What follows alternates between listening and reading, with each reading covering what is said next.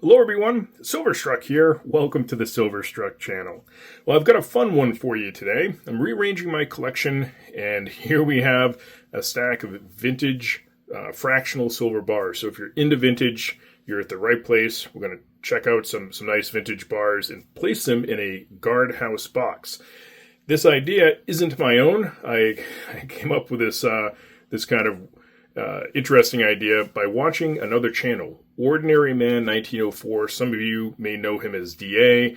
So he shows fractional gold in his channel being stacked in a similar method. So DA, if you're watching, this video is all of your fault. So and in a good way. So here we go. We're going to get into the video, and I'm going to share with you what I'm up to. If you enjoyed watching my channel in the past, you may remember my videos on my tiny bar stack. I used to keep those tiny bars in a different type of method here, as you can see with a pick that I'm popping up right here. Some of you may remember this part of the collection. And now these days, this is kind of how I want to keep the collection. So I'm pretty excited for this little venture. And I'm doing things a lot differently for this particular Guardhouse box. Typically, I don't decorate my Guardhouse boxes using this brand new 25 count here. And let me share with you the cover. So I've added Silverstruck Guardhouse box stickers on each side, which is kind of nice. There's the model number for the Guardhouse. If you want to stack similarly, you can purchase that particular model Guardhouse box. On the inside of the cover, I've added some friends here. I've got Savage Stacker.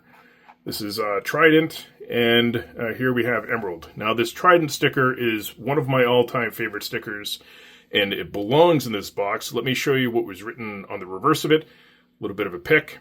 So for Trident, we're going to imprison his sticker inside this box with imprisoned silver bars. So I'm very excited to get going on this this part of the collection. I've also decorated the Guardhouse on the bottom. We have SBS, Silver Oceans, and we have Triple S right here. And for those of you that watch Fish's channel, this is Fish. Stakes were made stacking. And Fish is kind of like the godfather of the inefficient stacking, the fractional. So he definitely needed a spot on that box. And I do have some more spots to add more stickers in, which I'll be doing. I've left a couple of spots free so that I can get more channel stickers. The smaller variety that will go on there. But we're here to see silver, so let's go ahead and start. We're going to start with this bar right here. This is one of my faves in the collection because it's so different. And so here we have a little 10th ounce bar. It's a beautiful little guy. And of course, the only disadvantage to stacking this method is you have to pop the bar out to be able to see the reverse. So I was able to get just these foam back capsules, 1 ounce bar capsules, and go ahead and put these silver bars inside. This one has a note on the back, as I like to do. So Savage actually gave me this one. So this is going to be the first one in the fractional bar box. Let's get it in there. There we go. So the first bar in the box. I'll also have a few surprises along the way here that are not fractional bars, so look out for that towards the end of the video. But for now, we're going to load in a whole bunch of fractional bars. We have a lot of Johnson Matthey bars. Another 5 grammer here. This one has some patina on it. I got that one from Stacking Investments. The mintage is 100K on this particular bar, so a little bit more of a rare JM bar. Next up, another Johnson Matthey. 5 gram. Another Johnson Matthey. This one kind of in brilliant uncirculated condition.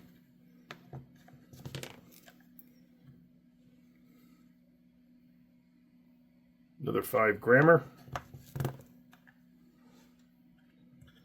Here's a Johnson Matthey in original OP. It's another reason why I really enjoyed what DA was doing with these capsules. Is because now for these little guys, I can actually preserve the OP, the original packaging, along with the bar inside the capsule. So I thought that was a really neat benefit of storing these little bars that way. A lot of Johnson Matthey. For the fractional vintage, I've noticed Johnson Matthey actually isn't all that rare. You can pick them up quite readily. Some of these other bars, not so much. There's another Johnson Matthey. This one's in mint condition in OP. That's a nice bar right there. So tons of 5 gram Johnson Matthey's. Let's look at some different types of variety bars here. I'm going to start with one of my favorite refiners that I don't get a chance to talk about that much. Here we have a Refinement 5 gram serialized. This one came to me in 2023 from Stacking Investments. So big shout out to Doug. If he's watching, he just started watching YouTube videos again, so it's good to see Doug around. Here we have, this one's not that vintage per se, but it's discontinued, so Pan American Silver Corp. Another one from Doug. And then we have, these came from SBS actually, and more discontinued silver, not so much vintage per se. They're both the same. We've got some Monarch Precious Metal 5 grammers. These are the old school ones from MPM.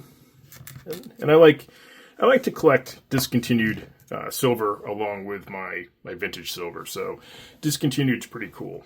So we have a couple more bars here. And I left these out so you can see exactly what I'm up to here. Well, the bars kind of slide around. So I leave them on top of the foam.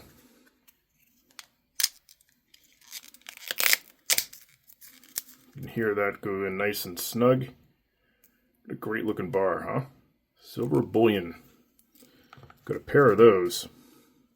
I don't really see them out in the wild at all. So pretty cool little bars. 5 gram again. Oh, snug. Beautiful.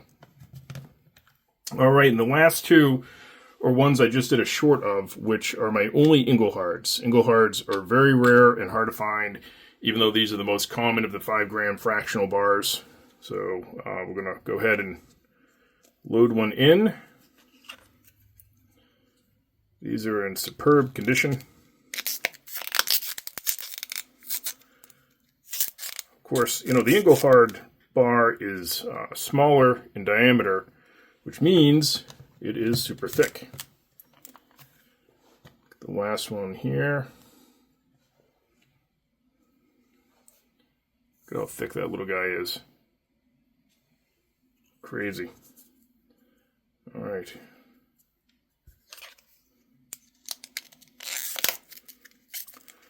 Very nice.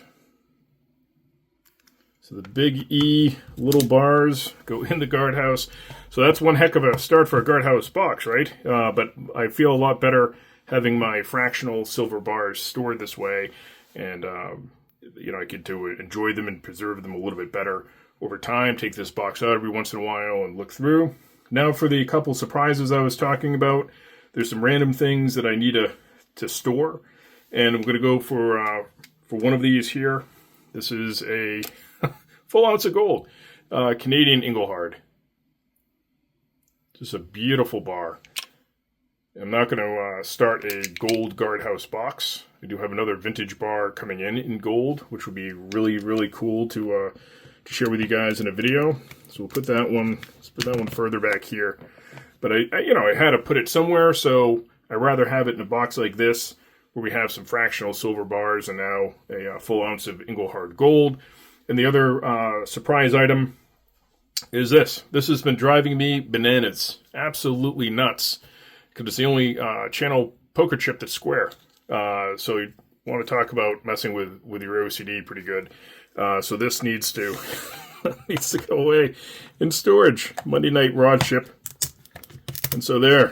So now I finally have a spot where I can put that. And just as well, pretty fitting with having all of these guys here on the box. And I'll be looking forward to adding more channels to this little 25 count Guardhouse box. So there you have it. Don't forget to leave me that comment in the comment section. And as always, thank you so much for watching.